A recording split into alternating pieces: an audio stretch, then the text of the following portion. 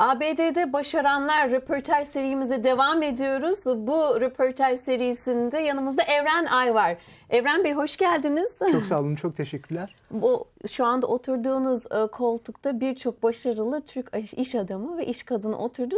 Sizi de ağırlamaktan onur duyuyoruz. Öncelikle kendinizi ve Link Translations şirketinizi tanıtır mısınız? Tabii elbette. Link Translations Amerika Birleşik Devletleri'nde ve artık dünyada tercüme hizmetleri veren, teknik tercüme dediğimiz hizmetleri büyük firmalara ve hükümet kuruluşlarına veren bir firma. Ben 1996 senesinde Amerika'ya geldiğimde aynı senede gelmişiz bu arada. Şubat ayında. Ben de Ocak'ta. Bir ay aramızda mesafe var. Çok soğuk bir Şubat'ta, onu hatırlıyorum. 70 yılın en soğuğuymuş. Galiba öyle bir şeydi. O tarihlerde geldiğimde finans okumak için geldim. New York zaten finansın merkeziydi. Ve finans okurken de yaptığım, önem verdiğim şeylerden bir tanesi finans ile alakalı yerlerde çalışmaktı. Bunun için Lehman Brothers'da bir internship yaptım, stajyerlik yaptım. Daha sonra yolum Türk-Amerikan Dernekleri Federasyonu'na düştü gönüllü olarak. Orada gönüllü olarak bir süre görev yaptıktan sonra oranın genel direktörlüğüne geldim. Ve 5 sene boyunca Amerika'daki Türk Günü yürüyüşünü yaptım. 5 sene boyunca? 5 sene boyunca, evet. Çok merak ediyorum. Hikaye oradan tercüme bürosuna nasıl gelecekti? Ya da tercüme, çevirmenlik. O sırada zaten Türk-Amerikan Dernekleri Federasyonu görevim sırasında çevirmenlik Amerikan Dışişleri Bakanlığı'nın nezdinde yaptığım bir görevdi zaten. Senede yaklaşık 1 ve 2 ay olmak üzere Amerika'nın muhtelif yerlerinde Anti-Terrorism Assistance programlarına veya Türkiye'den gelen ziyaretçilere yardımcı olmak için. Daha sonra Türk-Amerikan Dernekleri Federasyonu'ndan ayrıldıktan sonra CTAT isimli bir firma kurduk. 2 tane ortakla beraber. CTAT, Center for Turkish American Trading, yani Türk-Amerikan ticareti üzerinde danışmanlık yapan bir firmaydı. CTAT'te gördüğümüz şey şuydu: genel olarak gelir kalemleri tercüme ağırlıklıydı. Yani Türkiye'den Amerika'ya açılmak isteyen firmalar veya Amerika'dan Türkiye'ye açılmak isteyen firmalara bill ettiğimiz, yani faturalandırdığımız hizmetlerin çoğu tercüme ağırlıklıydı. Bu da tercümeyi daha ciddi bir iş olarak görmemizi sağladı. 2007 yılında bununla beraber Link Translations, zaten daha önce olan Turkish Link isimli bir firmanın altyapısıyla kuruldu. Çok enteresan. Gelir bacağının oradan gelmesi ve bunu tespit etmeniz. Bir fırsat aslında, hemen oradan yakalamışsınız. Aynen öyle. Çok güzel. Aynen öyle. Bu yani düşündüğümüz, bununla yapalım, bununla başlayalım dediğimiz bir iş değil. Daha çok bu gerçekten bir iş, kendi başına ciddi bir talebinde meslek. yüksek oldu. Aynen öyle. Peki ABD'de rekabet, hani competition dediğimiz rekabet bu sektörde yüksek mi? Tutunmak zor mu bu sektörde? Tercüme sektörü çok rekabet olan bir sektör. Rakamlarla vermek gerekirse dünya bazında 32 milyar dolarlık bir sektör tercüme sektörü. Fakat dormant bir sektör. Çok fazla insanın bilmediği, fazla konuşulmayan bir sektör. Bu 32 milyar dolarlık sektörün yarısı, %49'u hatta tam olarak Amerika Birleşik Devletleri'nde, Kuzey Amerika kısmından. %42'si büyük Avrupa. Bir oran bu. Çok büyük bir oran. %42'si Avrupa, geri kalanı da dünyanın geri kalan bölgelerinden. Bu 16 milyar dolarlık pazarda Amerika Birleşik Devletleri'nde yaklaşık 1600 tane firma var. 16 milyar dolarlık pazarı 1600. götüren 1600 tane firma. Fakat bu 1600 firmanın çoğu mom and pop shop dediğimiz firmalar. Daha sonra ciddi olarak kurumsallaşmış firmalar arasında sadece 400 tane olduğunu görüyoruz. Bu 400 tane firma arasında da çok ciddi rekabet var. Sadece bu firmalar arasında değil, Avrupa'daki firmalar ve ayrıca Asya'daki firmalar arasında da rekabet var. Tercüme tamamen global ortamda, küresel ortamda yapılabilen bir şey.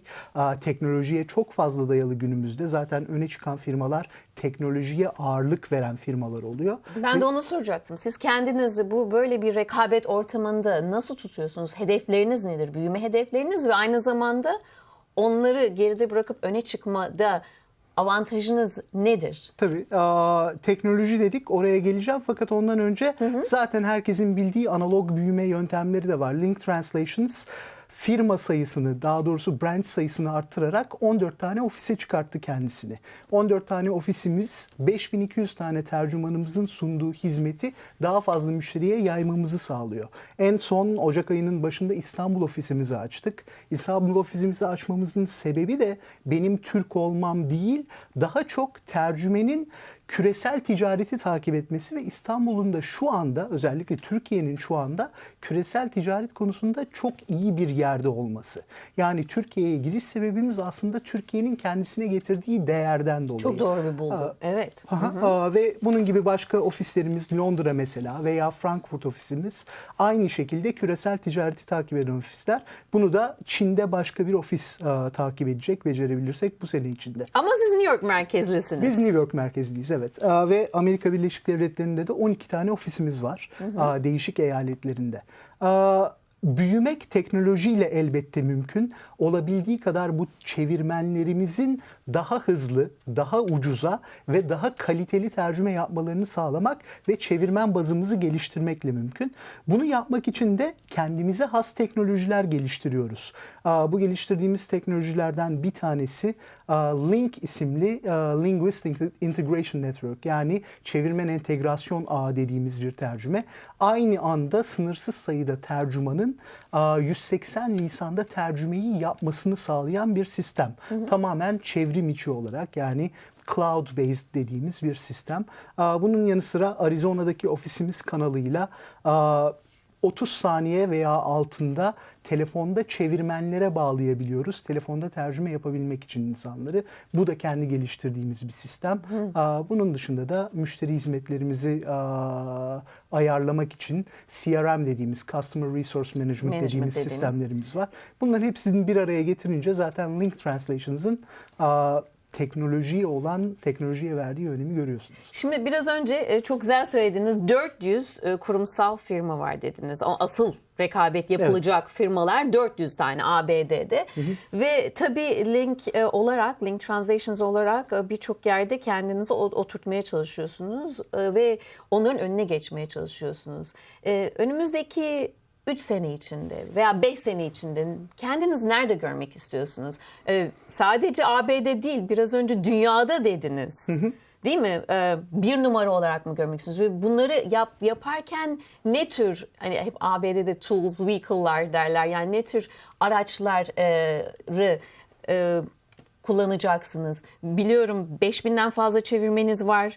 %99'a varan müşteri memnuniyet oranınız var. Aynı zamanda okuyorum çünkü çok güzel bir PowerPoint presentation da verdiniz bana. ABD hükümeti ve Fortune 500 firmalarıyla da çalışıyorsunuz. Tabii. Gurur kaynağımız. Böyle bir başka Türk firması var mı bu arada ABD'de çalışan?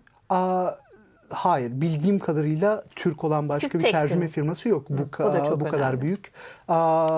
Evet, hedeflere geri dönelim tekrar çünkü bu çok önemli. Hedeflere geri dönecek olur. Şimdi tüm dünyada bir numara olmayı herkes ister. Fakat nesinde bir numara? Yani iş hacmi olarak mı bir numara? Veya yapılan işin kalitesi, niş olarak mı bir numara? Tercüme gerçekten çok geniş bir sektör. Yani bunun içinde sözlü tercüme dediğimiz, Birleşmiş Milletler'de yapılan simültane tercümeleri bir örnek verebiliriz. Veya uluslararası konferanslarda yapılan simültane tercümeleri, ki Link Translations'ın hizmet verdiği yönlerden biri o. Teknik tercüme dediğimiz işte kullanım kılavuzlarından tutun da finans firmalarının firma birleşmelerinde yaptıkları data room'ların tercümelerine kadar yapılan tercümeler. Çok özel bunlar. Aynen öyle. Law firm'lerin anlaşmalarını yaptırdıkları tercümeler veya bazı finans kuruluşlarının financial reportlarının değişik lisanlara tercüme edilmesi basımlarından önce. Bunlar teknik tercüme tabir ettiğimiz ve yine Link Translations'ın verdiği hizmetler. Bunun yanı sıra individual'lara göçmenlik için verilen hizmetler var. Bu tamamen ayrı, farklı ve değişik bir yaklaşım getiren bir sektörün noktası. Bunlardan hangisinde bir numara olmak istiyorsanız ona odaklanmanız gerekiyor.